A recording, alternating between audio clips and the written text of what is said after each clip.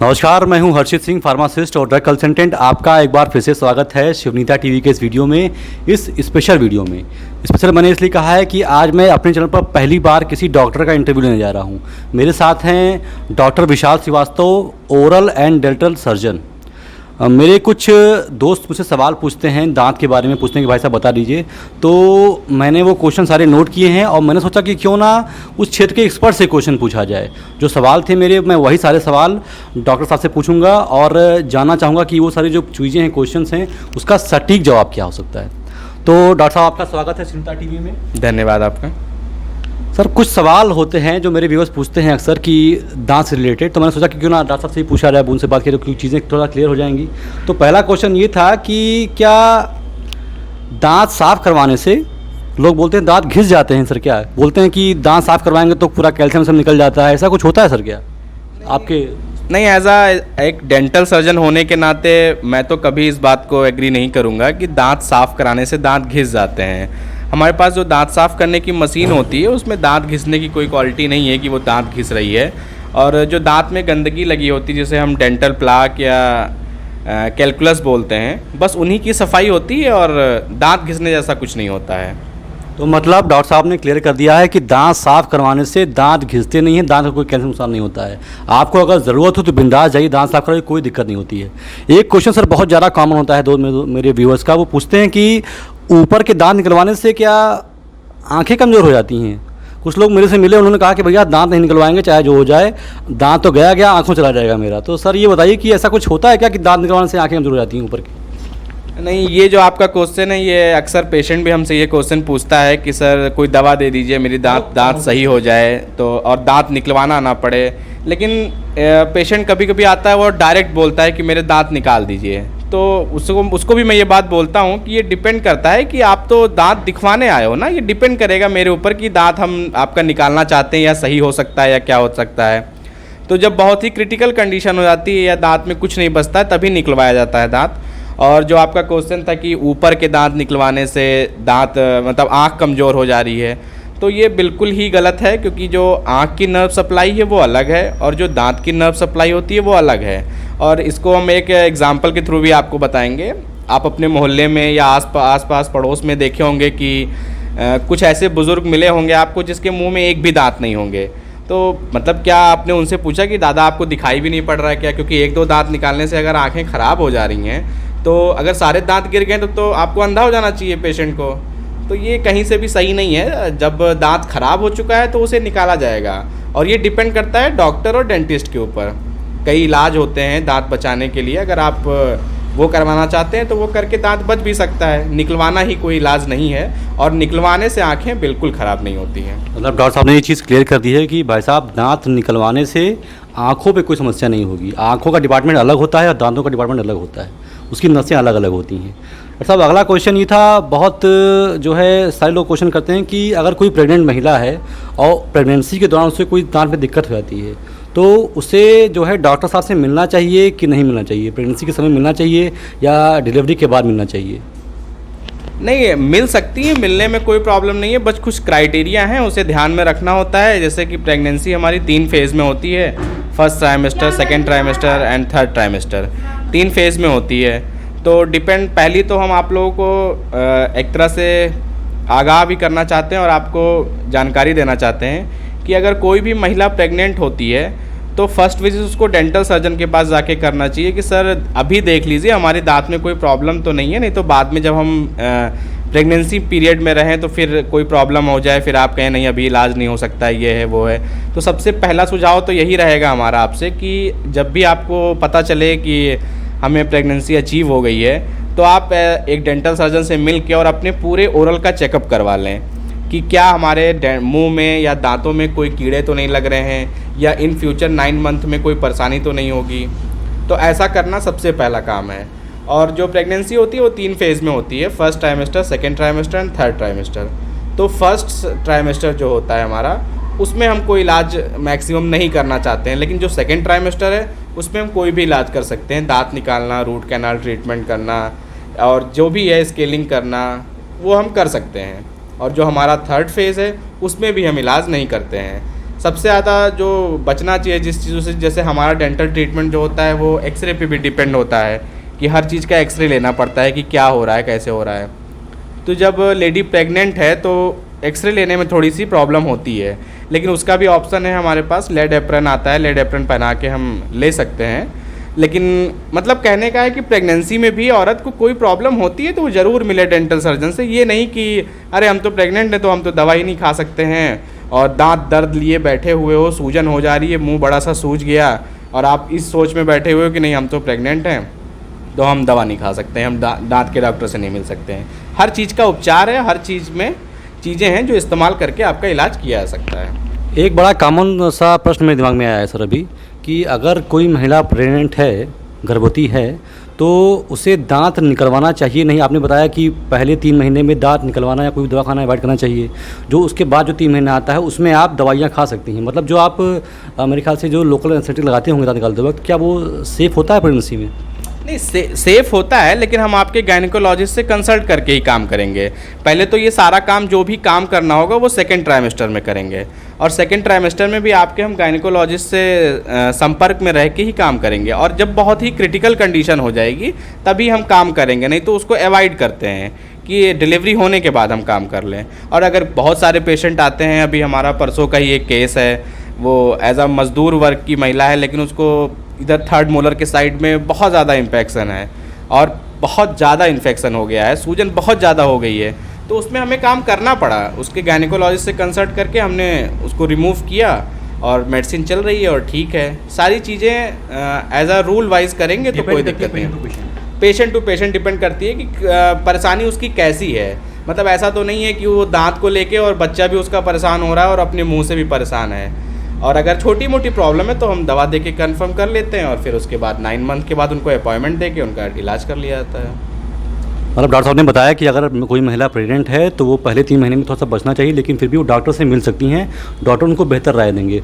और सर एक बताइए कि अगर कोई महिला प्रेग्नेंट है, उसके दांत में दर्द हो रहा है, तो क्या दवा मेडिकल स्टोर से लेकर के खाना सही है? नहीं नहीं, ये तो कहीं से भी नहीं सही है। ये तो कोई भी, अगर आपका गायनेकोलॉजिस्ट भी आपको एडवाइस नहीं करेगी। सबसे पहला टर्म होता है कि अगर आप प्रेग्नेंट हो रहे हैं तो अपने गायनेकोलॉजिस्ट के पास विज़िट करें। कोई भी प्रॉब्लम होती है पहले आप उसके पास विज़िट करेंगे, फिर वो आपको एडवाइस करेगी कि देखिए आपको ऐसी या ओरल की प्रॉब्लम है या डेंटल प्रॉब्लम है तो आप डेंटिस्ट से संपर्क कर सकते हैं। ये मेडिकल स्टोर से दवा लेना सही नहीं है, क्योंकि मेडिकल स्टोर वाले को क्या पता है कि आप प्रेग्नेंट हो कि नहीं हो, या शायद आपके ध्यान से उतर गया बताना, आपको हाई डोज दे दिया, क्या हो गया, आपकी प्रेगनेंसी अभी स्टार्ट हुई है, फर्स्ट फेज चल रहा है, बच्चे को कोई प्रॉब्लम हो गई, तो फिर ये सही नहीं है। आप डॉक्टर से कंसल्ट कर सकते हैं और डॉक्टर आपको सुचारू रूप से इलाज बताएगा आपको। मतलब डॉक्टर साहब का कहना ये है कि प्रेगनेंसी में आप बिल्कुल डॉक्टर से मिल सकते हैं। हाँ, एक चीज़ हमेशा ध्यान रखें कि अगर आप प्रेग्नेंट हैं तो किसी मेडिकल स्टोर से जाकर ऐसे ही दवाइयाँ मत ले लें, डॉक्टर से ज़रूर मिलें, अपने गायनेकोलॉजिस्ट से मिलें, अपने डेंटिस्ट से मिलें।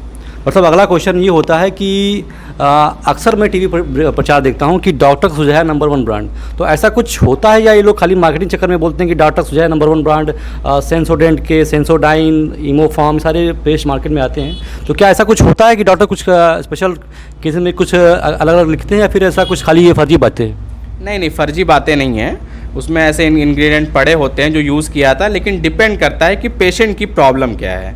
पेशेंट को सेंसिटिविटी है तो अक्सर सेंसोडाइन कर सकते हैं आप, और डिपेंड करता है कि पेशेंट को प्रॉब्लम क्या है, जैसे उसे मसूड़े की प्रॉब्लम है या डेंटल की प्रॉब्लम है, क्योंकि ठंडा गर्म लगना बेसिकली 2-3 कारण होते हैं ठंडा गर्म पानी लगने के। एक तो हमारे दांत की जो ऊपर की लेयर होती है जिसे हम इनेमल बोलते हैं, वो अक्सर ओवर एज होने के बाद घिस जाती है, तो उसके बाद हमारी डेंटिन होती है, उस पर जब भी कुछ ठंडा गर्म लगेगा तो दर्द होगा, तो आपको सेंसिटिविटी भी बहुत ज़्यादा होगी, तो वहाँ पे आपको सेंसोडाइन करना सही होता है। फिर कभी कोई मसूड़ों में सूजन की वजह से भी आपको ठंडा गर्म पानी लग सकता है, तो जिसे हम पायरिया बोलते हैं, उसके लिए आपको डेंटिस्ट से संपर्क करना पड़ेगा और अपने दांतों की स्केलिंग, रूट प्लानिंग, ऐसे इलाज होते हैं उन्हें कराना पड़ेगा। फिर उसके बाद डिपेंड करता है हमें क्या पेस्ट देना है, क्या करना है, ये डॉक्टर के ऊपर डिपेंड कर रहा है। कोई ज़रूरी नहीं है कि हम सेंसोडाइन ही दे रहे हैं या सेंसोडाइन के ही दे रहे हैं, वो वेरी करता है कि पेशेंट की कंप्लेन क्या है। मतलब इस बात में कुछ सच्चाई है? बिल्कुल बिल्कुल। अगला क्वेश्चन सर ये है कि कुछ लोग कहते हैं कि जब भी उनका कुछ विचित्र क्वेश्चन रहता है, जब भी वो नॉनवेज खाते हैं तो उनको शिकायत होती है कि उनके मसूड़ों में सूजन आ जाती है, और बोलते हैं कि बहुत ज़्यादा हल्का हल्का दर्द भी होता है, तो ऐसा कुछ होता है कि उनकी मानसिक खाली नहीं नहीं होता है, क्यों नहीं होता है। अगर उनको जैसे डेंटल प्रॉब्लम जो होती हैं, कुछ लोग उसको इग्नोर करते रहते हैं कि हल्का फुल्का दर्द हुआ तो इग्नोर कर दिए। इग्नोर ही सबसे बड़ी प्रॉब्लम है।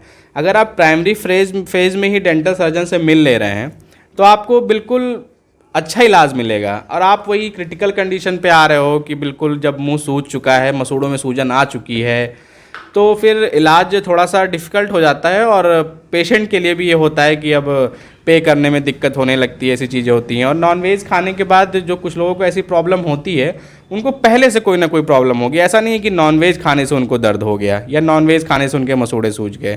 पहले से भी उनको या फिर केरीज लगी होगी या एब्सेस होगा या भी कोई भी उनको दिक्कत रही होगी, तभी ऐसा होता है।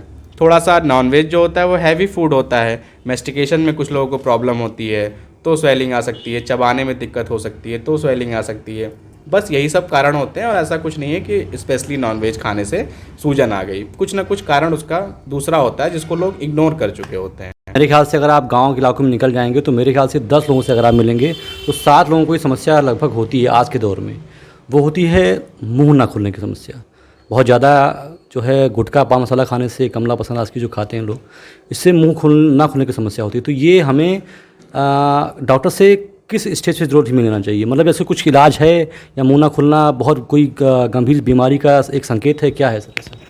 नहीं, मुंह ना खुलना एक बहुत बड़ी बीमारी है, लेकिन हमारे समाज में क्या है कि इसको बीमारी नहीं समझा गया है। इसको बीमारी लोग तब समझते हैं जब उन्हें खाना खाने में दिक्कत होने लगती है, तब उन्हें लगता है कि अब मैं बीमार हो गया हूँ। सर कितना मुंह खुले तो हम माने कि नॉर्मल है और कितने से कम हो जाए तो मान लें कि आप एबनॉर्मल स्थिति में पहुँच गए? नहीं, उसका एक रेंज है, उस पे उतने पे ही मुंह खुलेगा तो सही लगेगा। जब आपको मुंह खुलने की प्रॉब्लम होगी, आपको तुरंत पता चल जाएगा कि आपका मुंह कम खुल रहा है, आपके जो अंदर के जबड़े होंगे वो लॉक होने लगेंगे।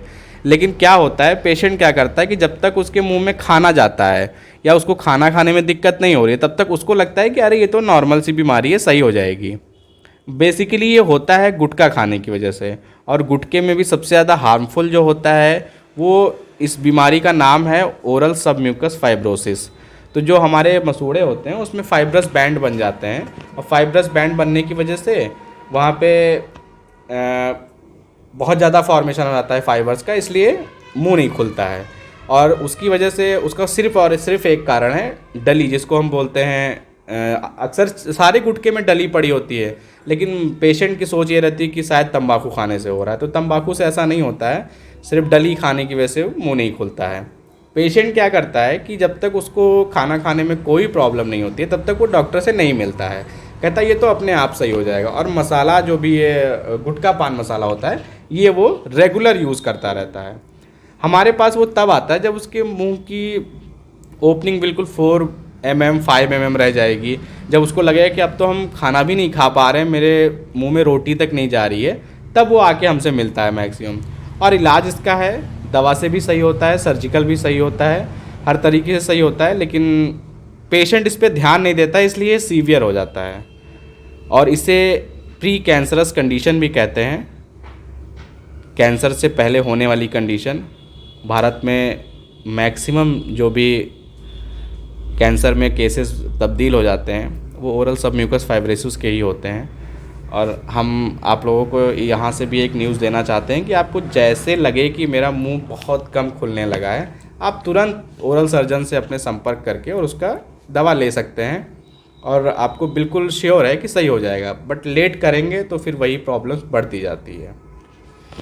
तो मतलब डॉक्टर साहब ने एकदम क्लियर कर दिया है कि अगर आपके मुंह खुलने में थोड़ी सी भी समस्या आती है तो आप तुरंत ही अपने डेंटल सर्जन से मिल लें, क्योंकि ये एक प्री कैंसर स्टेज हो सकता है। आपको अगर आपने लापरवाही की तो ये कैंसर में भी तब्दील हो सकता है। आखिरी क्वेश्चन है, वो मेरा दिमाग में क्वेश्चन आ रहा था कि जैसे बताया गया है कि अपने आप जो है फिजिशियन से हमेशा मिलते रहें, अपने कार्डियोलॉजिस्ट से हमेशा 6 महीने मिलते रहें, अपने लगभग आँखों का जो है हमेशा चेकअप कराते रहें 6 महीने पे। तो ऐसा कोई ख़ास पीरियड टाइम ऐसा कुछ डिसाइड किया गया कि अपने डेंटिस्ट से भी आप हर कुछ महीने पे मिलते रहें, ऐसा कुछ सिस्टम होना चाहिए क्या आपके हिसाब से? जी बिल्कुल होना चाहिए। जैसे हमारे आँख हैं, हमारी किडनी है, वैसे हमारे लिए हमारे दांत भी बहुत ज़रूरी हैं। तो हमारा तो मानना यही है कि हर 3 महीने पे अपने डेंटिस्ट से आपको संपर्क करते रहना चाहिए, क्योंकि आपके हाथ पैर किडनी क्या हो रहा है ये तो आप देख सकते हो, लेकिन आपके मुंह में अगर एक बार कीड़े लग गए हैं तो आपको पता नहीं चलता है कि ये कीड़े लग गए हैं, क्योंकि जब प्राइमरी फेज़ में दांतों में कीड़े लगते हैं तो पेन नहीं होता है, क्योंकि जो हमारी इनेमल लेयर होती है उस पर दर्द नहीं होता है। तो पेशेंट क्या सोचता है कि नहीं हमें तो कोई दिक्कत है ही नहीं, लेकिन दिक्कत बढ़ती चली जाती है। जब वही लास्ट फेज़ पे जाएगी, आपके पल्प के पास पहुंच जाएगा कीड़ा, तो आपको बहुत सीवियर पेन होगा। तो हमारा तो मानना यही है कि हर 3 महीने पे डेंटिस्ट से मिल के पूछ लेना चाहिए कि सर हम तो इसको देख नहीं सकते हैं कि क्या चल रहा है मुंह के अंदर, लेकिन आप देख के बता दीजिए कि कोई भी प्रॉब्लम तो नहीं हो रही है हमारे मुंह में, या हमारे जो अंदर से बक्कल म्यूकोसा है उस पर कोई लीज़न तो नहीं बन रहा है, या कोई भी प्रॉब्लम हमारे मुंह में तो नहीं चल रही है। ये इसलिए हर 3 महीने पे अपने डेंटल सर्जन से मिलते रहना चाहिए और कंसल्ट करते रहना चाहिए कि कोई प्रॉब्लम तो नहीं हो रही है। क्योंकि मैक्सिमम पेशेंट में हमने देखा है कि उनमें कीड़े लग जाएंगे लेकिन उन्हें पता ही नहीं होता कि कीड़े लगे हैं। और अभी आपने क्वेश्चन किया था मुंह ना खुलने की बीमारी, ये तो पेशेंट हमारे पास कंप्लेन लेके मैक्सिमम आता ही नहीं है, वो कंप्लेन किसी और चीज़ की लेके आता है। और जब हम बोलते हैं ना कि आप मुंह खोलिए, दिखाइए क्या प्रॉब्लम है, तब वो मुंह नहीं खोल पाता है। तब मेरा पहला क्वेश्चन उससे रहता है कि आपका मुंह नहीं खुल रहा है, इसका इलाज नहीं करा रहे हैं? तो कहता है नहीं सर कोई प्रॉब्लम नहीं है हमको, हम तो खाना वाना खा लेते हैं। मतलब उसे पता ही नहीं है कि मैं बीमार हूँ।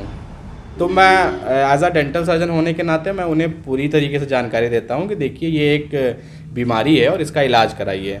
मतलब पेशेंट हमारे पास कुछ और दिखाने आया था, लेकिन उसे नई बीमारी के बारे में पता चला कि मैं इस बीमारी से ग्रसित हूँ। तो इसलिए अगर आप डेंटल सर्जन से मिलेंगे नहीं तो फिर चीज़ें पता नहीं चलेंगी कि क्या हो रहा है। जी बहुत बहुत धन्यवाद सर आपका। डॉक्टर साहब ने बताया कि आपको रेगुलर अपने डेंटल सर्जन से हर 3-3 महीने पे मिल लेना चाहिए, क्योंकि कुछ ऐसी समस्याएं होती हैं जो कॉमनली दिखाई नहीं देती हैं। तो डॉक्टर उसको जांच लेंगे, देख लेंगे तो आपके लिए थोड़ा सा बेहतर होगा। तो डॉक्टर साहब बहुत बहुत धन्यवाद अपना बहुत कीमती समय देने के लिए। और दोस्तों आज की वीडियो में तो बस इतना ही। आशा करता हूँ कि आपको चीज़ें क्लियर रही हों, समझ में आई हों। और अगर आपके कोई और सवाल भी हैं तो आप मेरे कमेंट बॉक्स में आकर पूछ सकते हैं, मैं वो चीज़ें डॉक्टर साहब से कंफर्म करके आपको बता दूंगा दोस्तों। और एक चीज़ बता दूं आपको कि डॉक्टर विशाल सर का भी एक यूट्यूब चैनल है, इसका लिंक मेरे डिस्क्रिप्शन में दिया हुआ है। आप कोई भी क्वेश्चन चाहें तो वहाँ भी पूछ सकते हैं, उसका लिंक मेरे डिस्क्रिप्शन में आपको मिल जाएगा। आप जाकर के विजिट करें, मुझे पूरा विश्वास है कि आपको और सारी जानकारियाँ दांत से संबंधित उस चैनल पर आपको मिल जाया करेंगी दोस्तों। तो मिलता हूँ किसी और वीडियो में किसी और चीज़ के बारे में इंफॉर्मेशन लेकर के। तब तक के लिए आप लोगों का बहुत बहुत धन्यवाद।